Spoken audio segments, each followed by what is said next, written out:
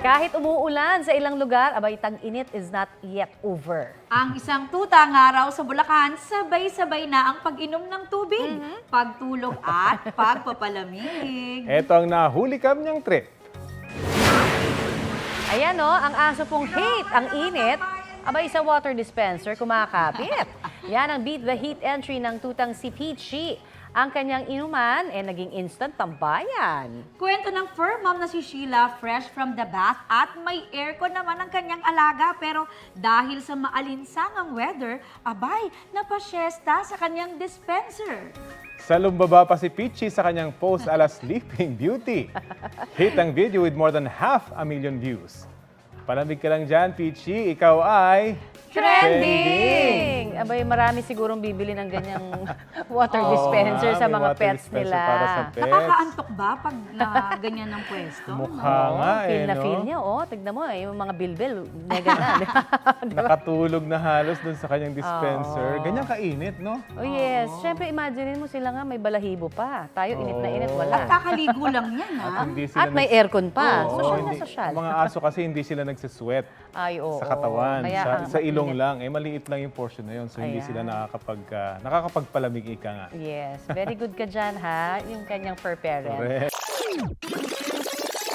Mga kapuso, kamusta naman ang gala at vacation plans ninyo ngayon pong tag-init? Aba, syempre pag ganitong tag-init, di ba? Napakasarap talagang magbabad sa tubig. Eh, ano pang hinihintay nyo? Eh, pahuhuli ba kayo sa isang pig pet sa Cebu? Aba, basta may tiyaga at palanggana, may ginhawang madarama. Yan ho ang Beat the Heat entry ng alagang biik na si Junior. Tamang DIY lamang sa bakuran para init ay maibsan. Si Junior daw ang pinakamaliit noon sa kanilang magkakapatid. Pero ngayon, for the siksik na ang biik sa kanyang ala swimming pool na maliit. Maraming netizens ang nainggit sa staycation ng cute na piglet. Kaya ang video ni Junior, mahigit 5.8 million na ang views sa TikTok. Trending! Sarap, di ba? Ligo time! Sa sobrang init sa bansa, para na talaga tayong nasa giant pugon. Kahit di ba? nga sa gabi, di ba, maalinsangan pa rin ang panahon. Kaya may cool bonding ang isang pamilya sa Quezon. No aircon, no problem. Kahit hindi na-carry ng ventilador ang mainit na panahon dahil ang pamilya Talisayon ay mayroong Beat the Heat solution, presenting Kulambu Style Camping. Sa kanilang balkonahe, naglatag ng kutsyon at iba pang sapin. Dahil kulambo ang animoy tent, presko ang simoy ng hangin. Paalala lang po, safe daw sa kanilang lugar, kaya safe and sound ang kanilang tulog. Patok sa netizens ang kakaibang staycation. Libo-libo na ang interactions niyan at certified. Trending! Sarap matulog, no? Sa labas. Oo. Actually, masarap ang simoy na fresh, ha? Oo. Oh, nahangin talaga. Correct. Oo. Yan ang inaampad. Sana matupad na yung pangarap natin, no? Na ano, aircon sa buong Pilipinas? Naglumamig na. Sana mag-Disyembre na uli. Dapat magtanim pa ng mas maraming puno. Ayun ang Yan. talagang solusyon. Kapag ganito ho kainit, di ba, napakasarap talagang tumambay sa beach, di ba? Ay, Yes. naku, Mari, ikaw lagi kang tambay sa beach. Correct. Di ba? Pero kamusta na yung mga vacation plans with friends? May natuloy ba o hanggang GC na lang talaga? Pero wag lang puro drawing. Kulayan na yan. Yes, time out muna ang barkada sa pagtahol. Oras na para mag-relax and just enjoy. No? Keep it cool sa Masasa Beach sa Batangas. Naispatan ng birthday celebrant na si Jo Marie Panisa ang 5 aso na yan. Nako, enjoy raw sa mga alon ang mga member ng Animoy Asosasyon. Ang netizens walang ibang hirit kundi sana all. Kaya ang video may mahigit 2.1 million views na sa TikTok. Ang outing ay certified. Trending! Saya, ha? At tingnan mo naman, kahit mga aso, alam nila paano mag-enjoy. Di ba? Break muna sa pakakahol. Ay, pero talaga, ang sarap talaga mag-beach ngayon. Oo Lalo nga. mainit. Siyempre. Buti pa si Mother Connie. Oh, sasama kayo sa akin, magiging ganyan din tayo, ha? Mag-outing Outing din tayo. Ayan. Tagaktak pawis na talaga ang init levels ng Pinas. Correct, Mare. Kaya ang isang lalaki po from Bulacan na have ang paraan para magpalamig habang nagtatrabaho. Oh, eto, makichill tayo, kasama siya.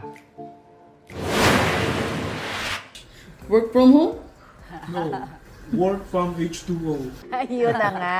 Yan ho ang WFHO Work from Water. Remote office setup ng cloud engineer na si Aladdin. Kaysa tumambay raw sa aircon, swimming ang sagot niya sa mainit na panahon. Staying cool sa inflatable pool pero getting the job done pa rin naman. Eh sino nga bang aayaw na pagkatapos ng shift, diretso agad sa staycation trip? Namangha ang netizens sa paandar ni Aladdin. Ang video ay halos 150,000 na ang views. Aladdin, ang iyong practical salbabida ride ay trending! Ayun nga, oh, kitang-kita. Ano yan? Styro ba yan? Ang Yung lalagyan galing. ng kanyang laptop? Oo nga. Pwede pala yun. At saka, di ba, nakahiga siya sa Oo. pool, oh. Wag Walang lang, nag-work. wag lang siya makatulog. Yung nga. Kundi sira ang laptop mo. Kung ayaw nyo rin daw ng judgmental na titig, Oh, di ba? huwag nyo nga alisin ang favorite na pampalamig. Ay naman, kaysa magsabi ho ng masasamang words, napabuntong hininga na lamang ang aso from Bulacan na si Toby. Eh paano ba naman? Pinatay pala ni Fur Mommy ang pampalamig na AC.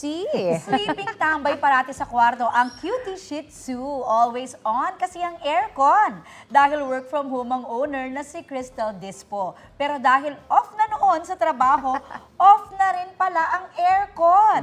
Lang hit sa netizens ang init reaction ni Toby. Ang video mahigit 400,000 na ang views. Ayan. Trending! O, diba? Kung ganyan kakapal talaga ang iyong balahibo, eh, talaga ka. Oo.